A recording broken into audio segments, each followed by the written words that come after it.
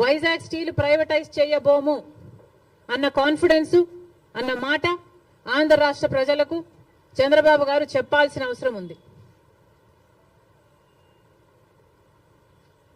ఇవన్నీ ఒక ఎత్తు అయితే ఈరోజు రాజశేఖర రెడ్డి గారు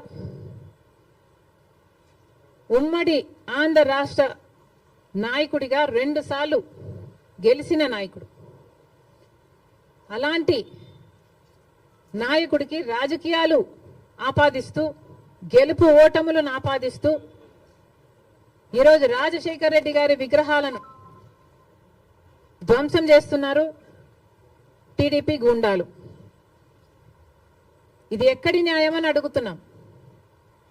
రాజశేఖర రెడ్డి గారు మన రాష్ట్రం కోసం ఎన్నో అద్భుతమైన పథకాలు చేయడం నిజం కాదా? మన రాష్ట్ర ప్రజల కోసం తాను బతికినంత కాలం సేవలు చేస్తూ పోరాటాలు చేస్తూ బతకడమే కాకుండా చచ్చిపోయేటప్పుడు కూడా ఆఖరికి రచ్చబండకని వెళ్ళి ప్రజల కోసం తప్పించి చనిపోయిన మాట వాస్తవం కదా? మరి అలాంటప్పుడు అంత పెద్ద మనిషి, అంత మంచి మనిషి అయిన రాజశేఖర రెడ్డి గారి విగ్రహాల జోలికి తెలుగుదేశం పార్టీ వాళ్ళు ఎందుకు వెళ్తున్నారో చంద్రబాబు గారు వాళ్ళ నాయకులు సమాధానం చెప్పాలి.